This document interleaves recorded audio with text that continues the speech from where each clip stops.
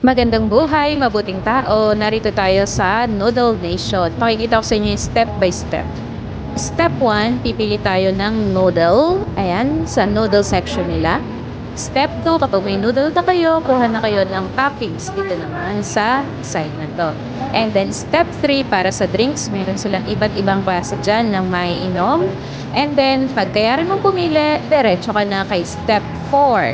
Dito naman tayo ay magbabayad na ng ating mga nakuha kanina. And then after nyan, pupunta na tayo kay step 5. Ito na yung section naman para sa pagluluto. Mayroon silang reminder dyan, be careful, it's hot. And then finally, step 6, clean as you go. May trash bin sila dyan para sa mga basura. And very spacious dito sa loob. Ayan guys, nakikita nyo naman. Very spacious at malinis yung place. Ayan. So this time naman, ayan, pakikita ko sa inyo yung pagluluto. Lalagay nyo lang dyan. Then pipindutin nyo lang. Pakita ko sa inyo yung mga pinipindot-pindot dyan. Ayan. So meron dyan 1, 2, 3, and 4. Pwede ka mag-start. Pwede ka na rin mag-add ng water depending on the number na pinindot mo.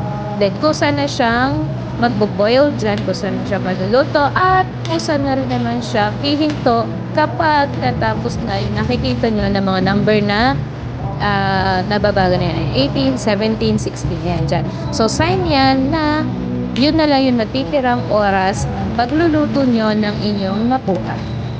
So, ayan. As you can see, meron dyan akong kinuha na egg, fish cake, crab stick, and then meron din akong tinry na pusit. Ayun sa may kilid.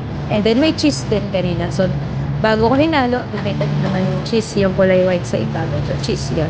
And then yung basura natin, ayan, tulad mo ayan. Eto, mayroon silang trash bin. Maliit na trash bin sa gilid. Diyan natin ilalagay yung ating basura. Ayan. Meron din sila dyang maliit na lagay ng gunting and other things.